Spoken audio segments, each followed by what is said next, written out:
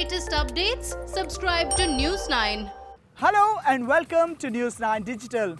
I'm Abhijit Singh Bhamra and today I'll be discussing with you as to why is the ICC facing the flack from few ex-international cricketers and legends as far as their recommendations to make the game come back from COVID-19 is concerned.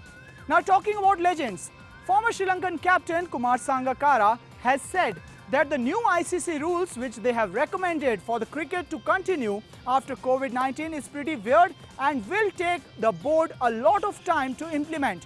Now the ICC came up with 14 rules to ensure that cricket returns from COVID-19 safe and sound. I'll be discussing with you few points as to why is the ICC being targeted by the former cricketers. Let's talk about rule number 1. Now rule number 1 states that a bowler needs to sanitize his hands each and every time he has bowled a delivery. Now just imagine Mohammad Shami has just completed his one bowl. The ball is clearly into the hands of wicketkeeper Pant. Now instead of asking for the red cherry from wicketkeeper Pant, Mohammad Shami will be instead going to the umpire, the on-field umpires, asking them for a sanitizer in order to sanitize his hands. Now that's clearly sounds weird, doesn't it? And just imagine the amount of time which will be extended because of this activity. Now there are several cricketers out there who have slammed the ICC for the same rule which they have recommended. Safety is paramount, but we should not make the game complicated. If a bowler or fielder has to sanitize hands every time he touches the ball, then it would be very difficult. You can shorten the process of giving the ball to the bowler instead of the usual chain, wicketkeeper to cover fielder to bowler. The keeper can straight away give the ball to the bowler, but even then, the bowler will have to sanitize hands 6 times in an over. Former Indian opener Akash Chopra has also raised the questions on social distancing as far as cricket goes. He states that social distancing can be maintained on the ground. That means when a wicket falls, a bowler will not celebrate by a handshake or a hug with his fellow teammates. But how can you maintain social distancing when you are out there in the dressing room? The regular hand sanitization after contact with ball is obviously impractical. But my question is, when the game happens in a biosecure environment and everyone is quarantined and tested, do these additional measures make a difference? On the field, I can still understand. But what happens when you go back into the dressing room? How do you practice social distancing? So, it becomes quite complicated. When the concept of social distancing will be very hard for the players to follow, then what is the point in having this rule in the first place? Now, one other rule which has caught the attention of the former cricketers is that of a 14-day quarantine period or a pre-isolation camp for cricketers. Now, just imagine this condition. India has to go to Australia in November-December.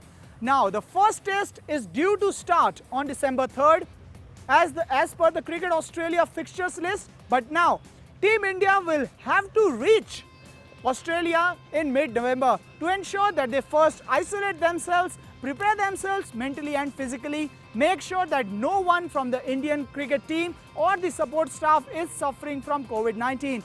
So that clearly adds on to the mental pressure which the cricketers have to undergo during this time. The 14-day quarantine is very much needed and well done to the ICC for including that. I think we will see resumption of international cricket with England hosting West Indies in July. We might have some practical ideas then. The other countries would also be watching keenly and will learn how to go about it. But measures like regular hand sanitizing is not going to be practical. Maybe you could sanitize every 1 hour, but it can't be regular during the game. If the team is going through 14-day quarantine and is being tested for COVID-19, I'm fine with that process. Now, after that, if we have more guidelines for the players during the game, then you are making things complicated. Then there is no point of a quarantine period. Now, one more recommendation which has garnered attention from all the former cricketers is that of a biosecure environment. Now, if you remember, few days back, former Indian captain Rahul Dravid clearly stated that playing cricket in biosecure environment is an impractical thing to be done.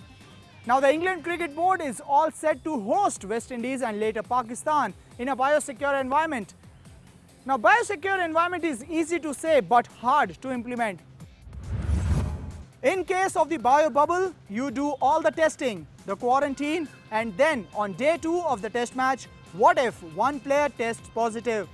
What happens then? The rules as they stand now will see the Public Health Department coming in and putting everyone in quarantine. That will mean an abrupt end to proceedings in the test match.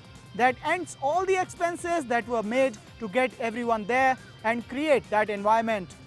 We are going to have to work with the health department and government authorities to find out a way in which even if a player tests positive, the whole tournament isn't cancelled. Now, the rules don't end for cricketers just on the cricket pitch, but even off the cricket pitch, that means inside the dressing room, the ICC has also recommended quite a few recommendations. Like, there cannot be a usage of cricket equipments, of shower facilities and dressing room facilities between two players. So that means hygiene is of paramount for ICC at this point of time because the safety of the players is their #1 priority. But is it possible to implement these kind of recommendations in this given era? Given the cricketers do use each other's bat, given that they will stay in one dressing room for a considerable amount of time and right through a series, it's just the human instincts which can at times take over. Training is still controllable. You don't have to be there for a long time, but you would still have to use the restroom at some stage.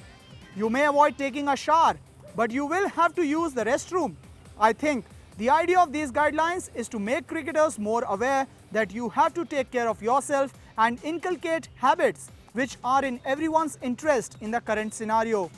Now, one shouldn't forget that before sports resumes, and God knows only when it will, there are few other sports which have already resumed. Now, take the example of Bundesliga.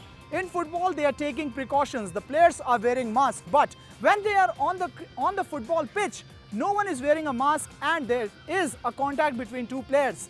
So, can cricket take a cue out of football? At least former Indian opener Akash Chopra feels so.